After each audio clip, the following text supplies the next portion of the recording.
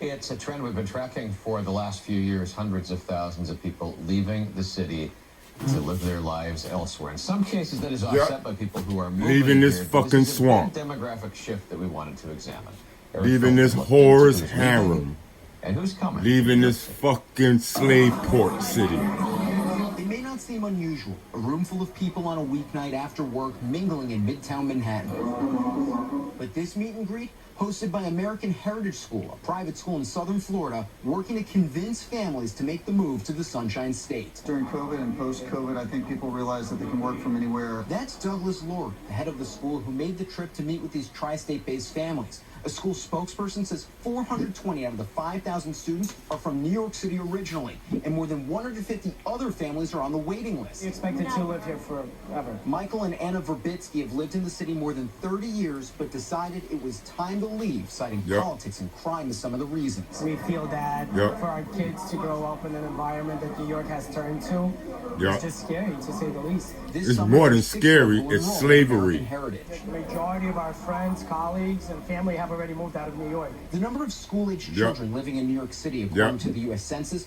dropped about 6% from 2020 to 2023, and the number of kids up to 4 years old dropped 15%. It took a real hit after the pandemic. Andy Beveridge, who runs the demography firm took a Social real hit Explorer, from says fucking he needs more family data court to understand reform. why this is happening, but it could be part of a larger trend. Y'all got black women in control of ACS. The census data shows the city lost more than 500,000 people. He says while the city took a hit at the start of the pandemic, COVID-19 made it harder to track who left for good and who's coming back. The estimates that are coming out, a lot of people think may overstate the change out of New York. He says while the population could have dropped, he thinks it's rebounded for this reason. The vacancy rate for rentals, according to city data, 1.4%. If these people are actually leaving New York, why is the vacancy rate so low? The migrants are coming in. Be fewer people occupying the same number of apartments. Data shows the average household size dropped 5% from 2020 to 2022. It could be a sign that who is coming to the city is changing. Are you seeing a lot of people who are trying to relocate to New York City? Absolutely. Tim Mullane is a district director with Robert Half, a Turkish tech recruiting company, helping place thousands of people with jobs here a year. And he's noticed a trend. The volume is younger people who haven't settled down yet in their career. Younger people who don't know better. From the venture capital firm Signal Fire that shows the city people are relocating to the most for tech jobs, New York City. But even if young workers are replacing more families, don't expect rents to go down, according to Douglas Elliman's Matthew Valletto. Well, there's definitely a supply imbalance. There's just limited new supply. And housing when the young people get old and realize they wasted their life in the city. The second most important issue needing to be addressed, a possible factor for people leaving. Is there a sadness that you feel at all about leaving?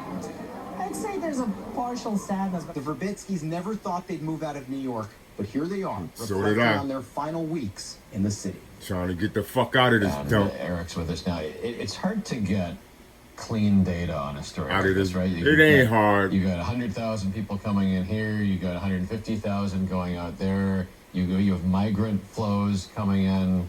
And that's what Andy Beveridge was really saying, especially with the pandemic, this once-in-a-century event where we saw so many people leave, especially at the onset of it. But how many people came back to the city? And that's been harder to track with the data that was released from the census. Well, and as you said in your story, or as he said in the story, most people that are coming here are young. They're not fully settled down. They don't have families. That's a different data set than looking at the number of schools. They'll regret it in 20 years. In New York City public schools. And that's down to like 800,000 now. Yeah, because public schools are now treatment centers.